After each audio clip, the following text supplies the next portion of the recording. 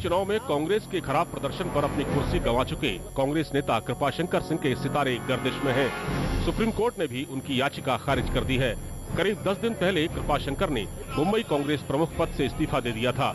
उनके इस्तीफे की वजह स्थानीय चुनाव में पार्टी के कमजोर प्रदर्शन को माना जा रहा है।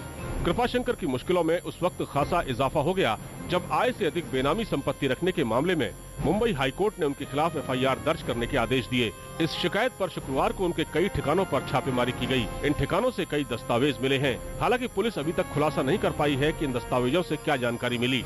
सूत्रों के मुताबिक कृपाशंकर की संपत्ति की जानकारी उनके लैपटॉप में भी हो सकती है, जिसे जब्त करने की कार्रवाई की जाएगी। 20वें विश्व पुस्तक मेले में पुस्तकों के विमोचन का रेला लगा हुआ है। हिंदी के हॉल में कविता और कहानीकारों की सैकड़ों किताबें विमोचित हुई हैं। विमोचनों की इस कड़ी में हिंदी के कवि और दिल्ली पुलिस के जॉइंट कमिश्नर तजेंद्र लूथरा की किताब का भी विमोचन किया गया।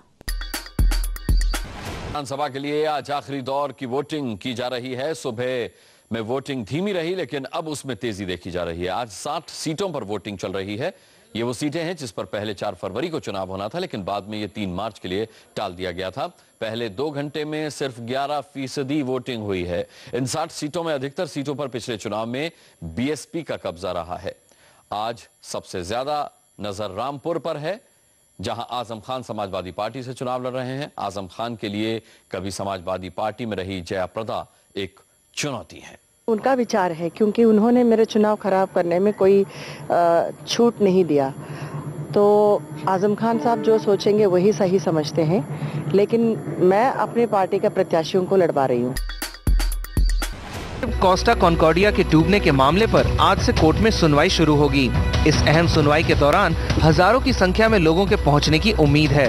हालांकि ये अभी तक साफ नहीं हो पाया है कि जहाज का कप्तान इस सुनवाई के दौरान कोर्ट में मौजूद रहेगा या नहीं। शहला मर्डर की जांच, एक डायरी, इंतकाम और लव ट्रायंगल के इर्द गिर्द घूम रही है। सीबीआई ने जाहिदा परवेज के ऑफिस डिजाइन एरा से भूरे रंग की एक डायरी और कंप्यूटर की हार्ड डिस्क बरामद की है। इस डायरी में दोस्ती, वफा, प्यार और इंतकाम का जिक्र शायरी के अंदाज में है। इसलिए अब सीबीआई को लग रहा है कि मामला सिर्फ बिजनेस की दुश्मनी का ही नहीं, बल्कि उससे आगे का है। आपको सुनाते हैं डायरी के अंदर क्या क्या लिखा है।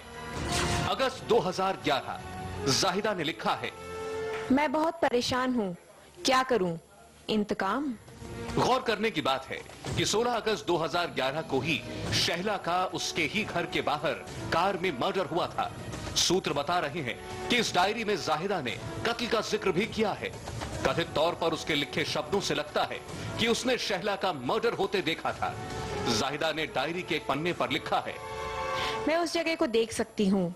गोली की आवाज से ही मैं अवाक रह गई। मैंने उनको फोन किया, काम हो गया है, इंतकाम हो गया है। इसके आगे जाहिदा ने कई जगह अपनी बातें शायरी में लिखी हैं।